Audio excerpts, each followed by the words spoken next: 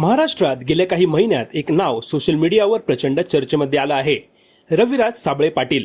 कुणासाठी तो भ्रष्ट व्यवस्थेविरुद्ध आवाज उठवणारा लढवय्या आहे, तर कुणासाठी तो फक्त व्हायरल होण्यासाठी मुद्दे उचलणारा कंटेंट क्रिएटर. प्रश्न असा आहे की रविराज साबळे पाटील खरंच लोकांसाठी लढतोय की व्यवस्थेविरोधात बंडखोर इमेज तयार करून स्वतःचं ब्रँड बिल्डिंग करत आहे. आजच्या व्हिडिओमध्ये आपण रविराज साबळे पाटील यांच्या नावाशी जोडल्या गेलेल्या सर्व प्रमुख घटना, आरोप, वाद आणि त्यांच्या कामाची पद्धत याचं विश्लेषण करणार आहोत. रविराज साबळे पाटील यांची ओळख मुख्यतः सोशल मीडिया कंटेंट क्रिएटर मधून तयार झाली. फेसबुक, युट्यूब आणि इंस्टाग्रामवर त्यांनी अनेक संवेदनशील विषयावर आक्रमक भूमिका घेतली. भ्रष्टाचार, जमीन घोटाळे, उद्योग समूह, राजकीय नेते आणि प्रशासनातील कथित गैरव्यवहार यावर ते सातत्याने बोलताना दिसले.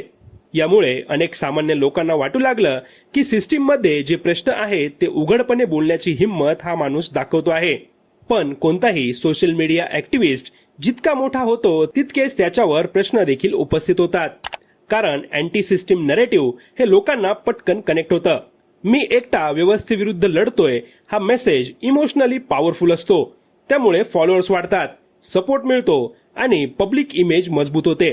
रविराज साबळे पाटील यांच्या संदर्भातील काही वाद आणि गुन्हे आपण समजून घेऊ.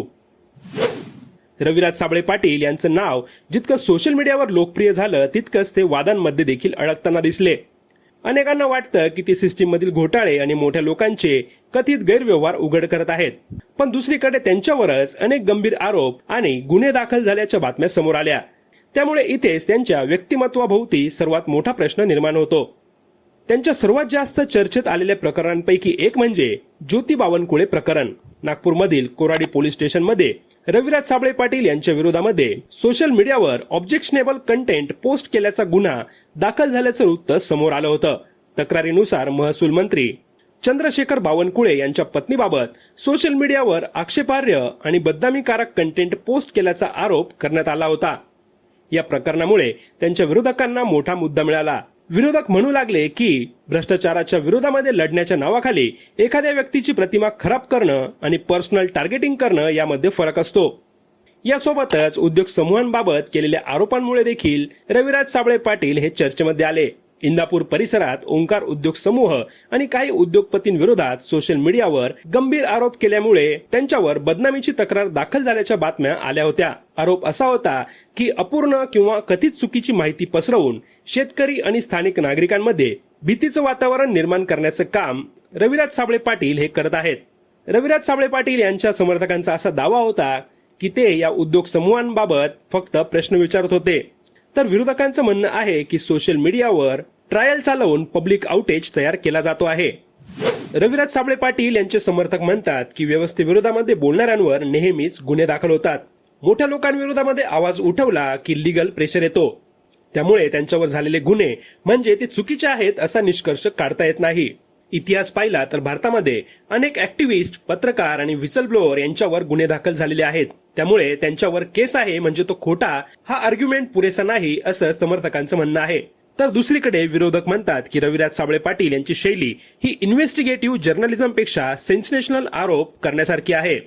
सोशल मीडियावर मोठे आरोप करणे, अग्रेसिव्ह लँग्वेज वापरणे आणि फॉलोअर्समध्ये अँटी इस्टॅब्लिशमेंट भावना वाढवणे ही त्यांची स्ट्रॅटेजी असल्याचं विरोधकांचं म्हणणं आहे. यामध्ये वादाचा मुद्दा असा आहे, जर एखाद्याकडे ठोस पुरावे असतील तर ते योग्य संस्थांकडे देऊन लीगल प्रोसिजर फॉलो केली पाहिजे. फक्त सोशल मीडियावर ट्रायल्स घेऊन पब्लिक आउटेज तयार करणं ही जबाबदार ऍक्टिव्हिजमची पद्धत नाही असं काहींचं म्हणणं आहे. रविराज साबळे पाटील यांच्या कामाच्या पद्धतीमध्ये काही विशिष्ट पॅटर्न दिसतात. पहिलं म्हणजे ते नेहमी इमोशनली चार्ज मुद्दे निवडतात. भ्रष्टाचार, शेतकरी, जमीन, उद्योग समूह, राजकारण हे विषय लोकांना पटकन जोडतात. दुसरं म्हणजे कम्युनिकेशन स्टाईल अतिशय अग्रेसिव्ह आणि डायरेक्ट आहे. तिसरं म्हणजे त्यांच्या प्रत्येक वादानंतर त्यांची व्हिजिबिलिटी वाढताना दिसते. म्हणजे कॉन्ट्रोवर्सी ही त्यांच्यासाठी नुकसानदायक कमी आणि पब्लिसिटी ड्रायव्हर जास्त ठरते.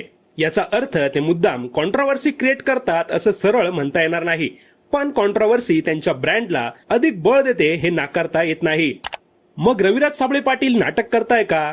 याचं उत्तर एकदम देता येणार नाही. एखादा माणूस काही जिनियन मुद्दे उचलू शकतो आणि त्याच वेळी स्वतःची इमेज बिल्डिंग देखील करू शकतो. हे दोन्ही एकाच वेळी शक्य आहे. भारतामध्ये ऍक्टिव्हिजम आणि पर्सनल ब्रँडिंग याचं मिश्रण नवीन नाही, आज सोशल मीडिया इरामध्ये ऍक्टिव्हिजम हा फक्त सोशल कॉज नसून पर्सनल इन्फ्लुएन्स निर्माण करण्याचं साधन बनलं आहे. रविराज साबळे पाटील यांच्यावर डोळे बंद करून विश्वास ठेवणं जितकं चुकीचं आहे तितकंच त्यांना पूर्णपणे खोटं बोलणं देखील चुकीचं आहे. खरी कसोटी अशी आहे की त्यांनी केलेल्या आरोपांपैकी किती आरोप खरे सिद्ध होतात. कारण सोशल मीडियावर नरेटिव्ह तयार करणं वेगळं आणि सिस्टीम बदलणं वेगळं आहे. शेवटी उत्तर तुम्हाला द्यायचंय. रविराज साबळे पाटील हे व्यवस्थेविरोधात लढणारे निर्भीड कार्यकर्ते आहेत की अँटी सिस्टीम इमेज वापरून स्वतःची लोकप्रियता वाढवणारे नवीन सोशल मीडिया इन्फ्लुएन्सर. या विषयावरील तुमचं मत कमेंटमध्ये नक्की सांगा. रविराज साबळे पाटील यांना तुम्ही सपोर्ट करता की तुम्हाला वाटतं हा फक्त पब्लिसिटी मॉडेल आहे, हे नक्की सांगा. व्हिडिओ आवडला असेल तर व्हिडिओला लाईक करा, शेअर करा आणि चॅनलला सबस्क्राईब करायला विसरू नका.